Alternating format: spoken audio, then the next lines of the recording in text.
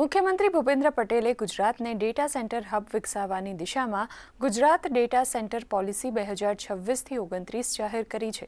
આગામી 3 વર્ષ માટે અમલી આ પોલિસીનો મુખ્ય ઉદ્દેશ રાજ્યમાં ડિજિટલ ઇન્ફ્રાસ્ટ્રક્ચરને મજબૂત કરી રોકાણ અને રોજગારીની નવી તકો આકર્ષવાનો છે। આ પ્રસંગે નાયબ મુખ્યમંત્રી હર્ષ સંઘવી અને સાયન્સ એન્ડ ટેકનોલોજી મંત્રી અર્જુન મોઢવાડિયા પણ ખાસ ઉપસ્થિત રહ્યા હતા।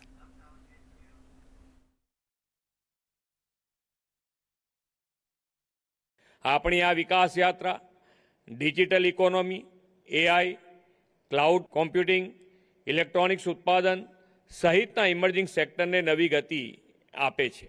વડાપ્રધાનશ્રીના નેતૃત્વમાં ભારત વિશ્વમાં સૌથી મોટો ડેટા યુઝર અને ઉત્પાદક દેશ પૈકીનો એક બન્યો છે અને વર્લ્ડ ક્લાસ ડિજિટલ ઇન્ફ્રાસ્ટ્રક્ચર નિર્માણની અનેક તકો પણ ઊભી થઈ છે।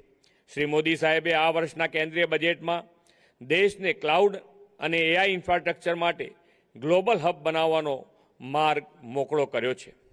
गुजरात ये पहला राज्य है जिसने official data centre policy launch की है।